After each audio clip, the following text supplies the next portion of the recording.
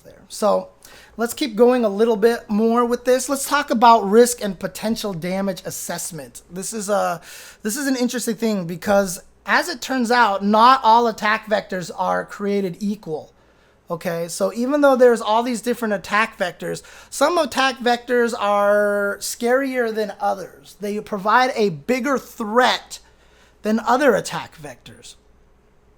On defense, if you're playing defense against somebody who has these attack vectors, you want to put your mental stack, you want to put the most of your concentration on the options that are more threatening than the other attack vectors. So again, if you think about the attack vectors as having different threat values, you on defense, you want to focus on the more threatening and scarier ones than on the less scarier ones. And again, I'll show you an example of what I mean by scarier and not as scary. On offense, this is kind of an interesting thing. If you guys have played poker, there's something known as pot odds.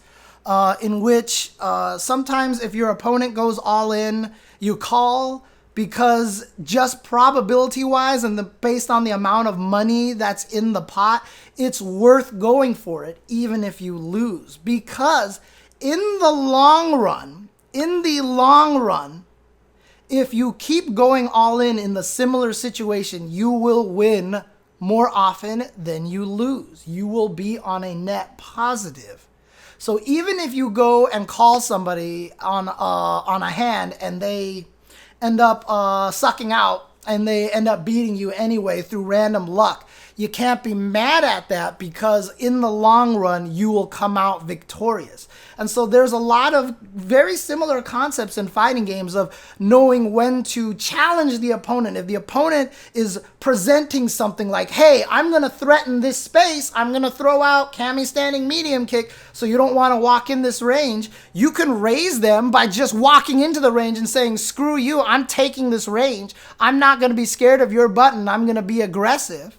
You can understand when to fold, of course, like if someone tries to start attacking you and they're doing a great job of controlling that space, back out, give up, and come back in from a different angle. Come to fight again at another time. You know, save some of your health to try to defeat them in a different way. And then sometimes you're just like, you know what? If I do this, I win. If I don't, I lose. And that's it. So EX uppercut. So in other words, you do a move that you're negative, that's the opponent's turn, but you're just going to go for an EX uppercut. And if they hit a button, you win. And if they don't hit a button, they block it and then you die.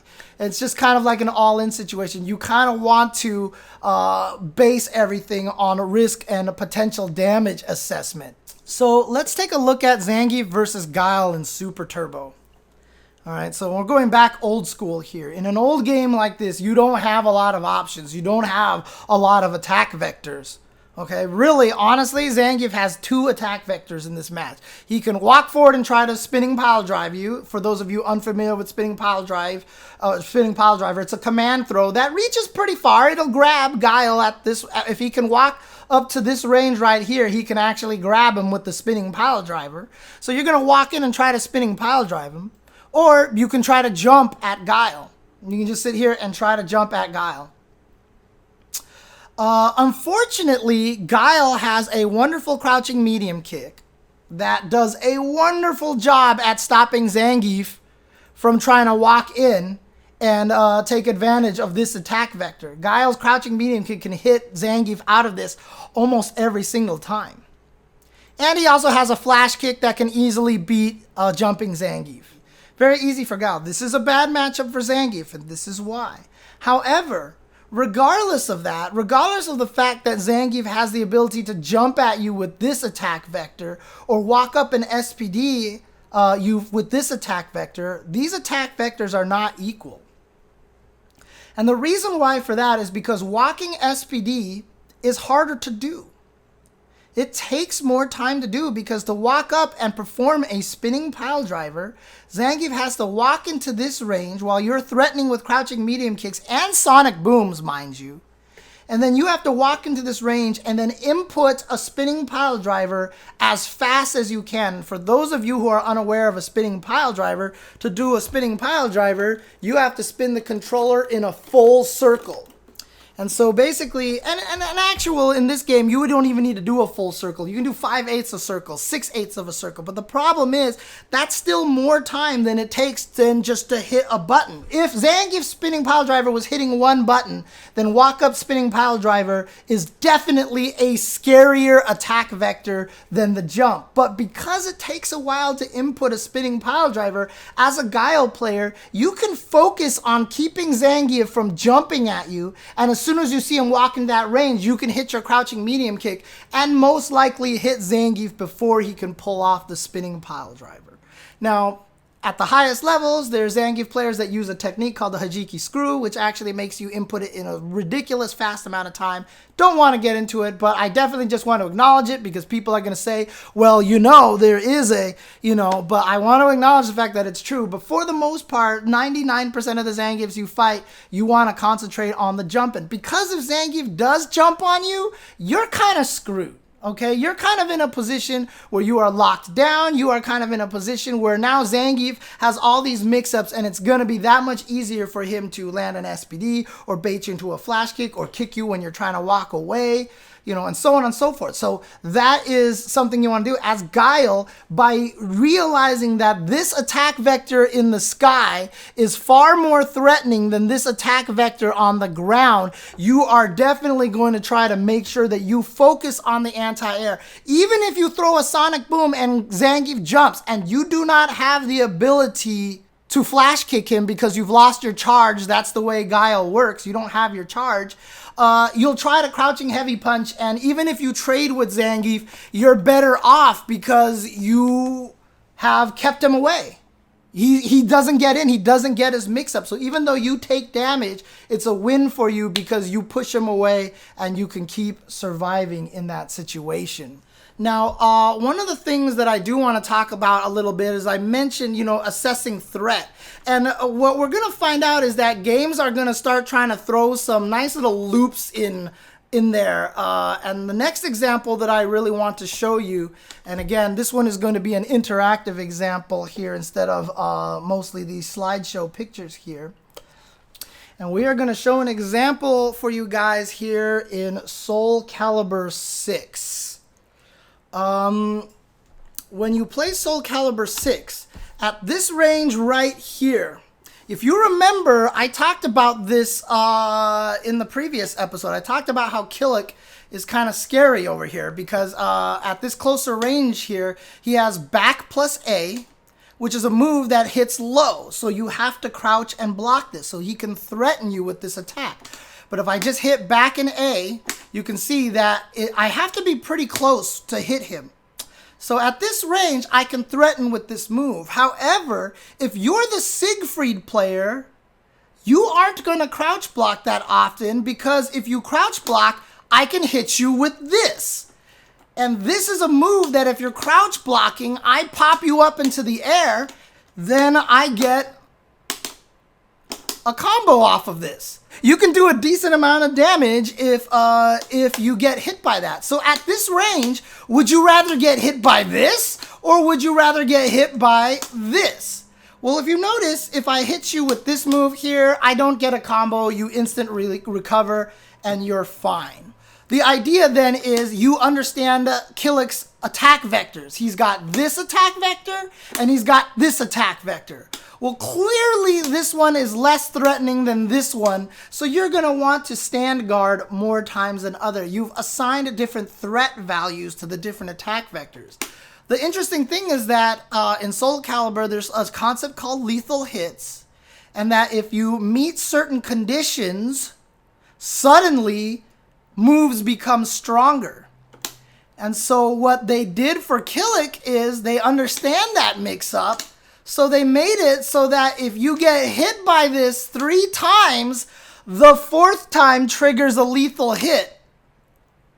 And now you get knocked down, and sure enough, 1, 2, 3, 4, I get a combo off of this. So now I can actually combo you off of that, and you see that's 51 damage right there. And this combo over here, similar damage, 49 damage. So now all of a sudden the mix-up is a 50-50. So now you have to respect both of the options. But what's cool about this system that they put in this game is that you can actually think about it first. You can actually understand that the one that hits low is a lesser threat. So you can go ahead and hit that, and it resets every round. So you have to land all 4 of these hit in a single round in order to really put the opponent at a 50-50. But as you can see, as you keep getting hit by them, it increases the threat value of that option as it goes. And to me, it's a really awesome and very fascinating mechanic that they put into Soul Calibur. So again, it's kind of a way to assess the risk. Another example, let's go to this example here of Ryu and Cammy being far away from each other. A lot of you guys during the EX drill portion were probably like, hey, James, she does have one more option. Yeah, I'm very aware of that. And that is, of course, the EX Hooligan. If you throw a fireball from a screen away, Cammy can EX Hooligan, go over the fireball, and even a full screen away, she can grab you and throw you to the floor. So actually at full screen away, Cammy does have an attack vector. She has this attack vector here. So technically speaking, if you're a screen away, you still have to respect this attack vector. The problem with this attack vector, however, is that the EX Hooligan is slow. In order for Cammy to actually punish you out of the fireball with the EX Hooligan, she has to do it at the same time you throw a fireball or even before.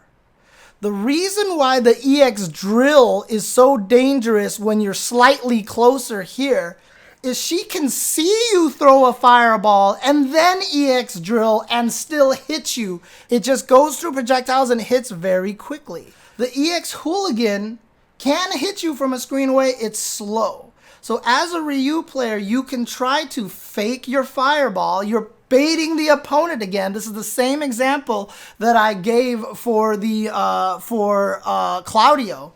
So at this range, even though this is an attack vector and it's a threat, she has to do it in prediction in order to beat you. So this is a low threat attack vector. You don't have to consider this as scary. You can actually throw fireballs still and not be worried about it because she really has to have a good read in order to punish you for that. The last thing that I want to talk about here, and I know this episode has been going a little bit pretty long so far, but I hope you guys have been finding this very useful. The last thing I want to talk about here is zoners, because this is an important thing that I want to talk about. A lot of people dislike zoners. They hate fighting against zoners, and they have trouble against zoners. People hate zoners. So what is a zoner? A zoner is a character that is very well equipped at keeping the opponent away, so that they're forcing you and keeping you across the screen. This is what a zoner is. They have a move that will cover every single space of the screen so that the opponent is never safe. The key factor of a zoner is that they cannot cover all of the spaces at once. This is one of the most important things to understand about zoners. And what happens is a lot of times when you fight against a zoner, they hit you and they beat you at every single distance and spacing and range and everything you try to go to, and you can't escape. They're blind. There's no blind spot to take advantage of. They're hitting you everywhere. And so the only way you can beat a zoner is you have to have prediction and anticipation. And not only that, but so does the zoner. And this is the part that people don't get. Because the zoners rely on specific attack vectors and they have a giant plethora of them, but each of these attack vectors don't cover every single space at once. They have to predict where you are going to go and meet you with their attack. So the way that you actually beat it then is that you have to recognize all of their attack vectors. And this is why fighting zoners is hard, because you have to gain the knowledge of attacking the zoner. But you have to learn every attack vector that they have. And once you do, learn the blind spot of every single attack vector that they use, so that you can predict how they're trying to anticipate you, so that you can jump into the blind spot of what you guess they're going to do next.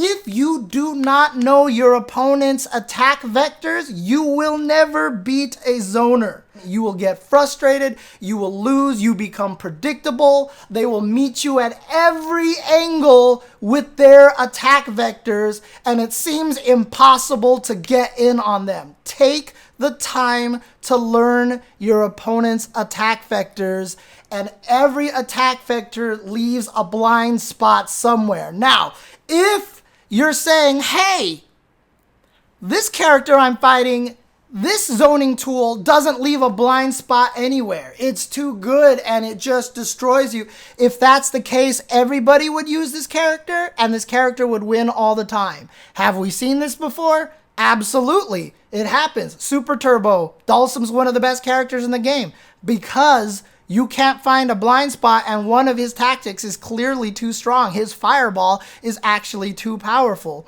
and there's no way to get in on him for the majority of the characters. OG Sagat in Super Turbo as well. Sagat. He throws tiger shots. Most characters can't handle it. Is he overpowered? Yes. So most properly designed fighting games will have it so that the zoners have blind spots in all of their spaces. If not, we would see them dominating, and if not, then even the best players would lose to these characters all the time. But that doesn't happen. So this is what I want to show you again, because I have one more video to show you, and that's Matera from Grand Blue Fantasy Versus. I want you to take a look at what this character can do when you are across the screen. She can shoot a fireball across the screen, high and low. She can shoot one middle. She can shoot all these arrows. Here's another arrow. Here's another arrow. And then she can drop this on your head like this. And then she can also control the space with this butterfly over here. That is Matera. And if we go back to over here and take a look at this again, I'm going to show you what she looks like over here. This is her attack vectors. This is the space that she controls, and I hadn't even put in the butterfly in here. If she lets the butterfly go across the screen and shoots it, she'll control this space over here. So this is all the attack vectors that she controls. However, if I start peeling away each of these attack vectors one by one, you'll notice that each one of these attack vectors have blind spots, have big blind spots, in fact. So when you look at these attack vectors separately, and you're like, well, now it doesn't look as scary. These are all the attack vectors that she has, but they all go at different angles, and she can't use them all at the same time. If you don't take the time to recognize and understand every single one of these options that Matera has, this is what you're going to face. You're going to face this giant wall of red, and you are going to lose. You are going to die because you have not studied her attack vectors. But if you understand that, hey, you know what? She's shooting these straight arrows, so I'm going to jump. So she's going to try to shoot these up arrows to meet me when I jump. But instead of actually jumping, you stay on the ground. The Matera tries to predict you, shoots this arrow going up, and there's this giant blind spot, and now you walk forward and you just waltz on in and you're building the space. The problem is, because you don't understand her attack vectors, you're going to walk forward, block this again, and you're going to get frustrated. And you're like, I can't get in on this. I need to jump over it. So what does the Matera do? She's going to throw the arrow up. It's so easy to predict you the more frustrated you get, because you don't realize she has this attack vector and she's going to try to meet you out of the air with it. So you're only thinking about this arrow that's going straight. So you're like, okay, I'm going to jump, not realizing this is going to be here to meet you. But as soon as you understand that she has these attack vectors and you block 2 on the ground and you realize, hey, most people would get frustrated now and try to jump in. So she's going to try to stop me with this attack vector. Well, there's this gaping hole down here that if she throws that up, I'm going to run forward now. You're going to pretend to jump. She's going to throw this up and then you're going to run in and attack her. Understand that in order to defeat zoners, you have to understand every single attack vector that they have. And if you don't understand every single attack vector that they have, you will lose to zoning every single time. You have to spend the time understanding your opponent. So the last thing I want to talk about, so the last one was the last example, but the last thing I want to talk about here is what I call a heat index. This is all complicated. You're like, how am I going to memorize all these different things from these characters, you know, and so on and so forth? Well, you don't have to. As you play a match, you can figure it out, because again, as I said, this is a very feels element of the game. While it does require the brain, remember the triumvirate, the mind, the body, and the heart, in terms of what skills you need to play fighting games, you do need the mind, the brain, to understand what the opponent's attack vectors are. Even if you don't, however, you can rely on the heart. You can rely on the feel. Because as you're playing the game, you will start finding certain areas that you are always losing. And as long as you understand that and can feel and recognize that at that range and at that specific distancing, you're always going to get blown up, you will start to feel that that spacing and that distance starts to suck. And once you start to feel that, every time you're at that range, and I know you guys have all felt this before, you're at a certain range and you're just like, this range sucks. Like, something's not good about this.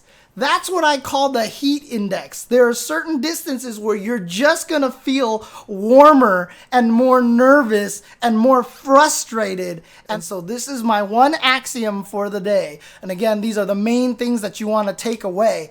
Attack vectors are dictating why at times you feel more at danger than other. If you understand what your opponent's attack vectors are, you will understand why that character controls that space, controls that distance, and why you feel so uncomfortable at that specific range. This is the heat index, and it's such a heart thing because you feel it so much. But again, because the distances and the resources and everything are changing so quickly, you have to make these adjustments so fast. And, you know, I forgot to go into the resources thing. I wanted to show you guys that, you know, obviously in the Link and the ball and chain example, if Link is carrying a pot to throw at you, he can't swing the sword. So having different resources changes the attack vectors. The X Hooligan example for Cammy, if she doesn't have an EX meter available to her to do the EX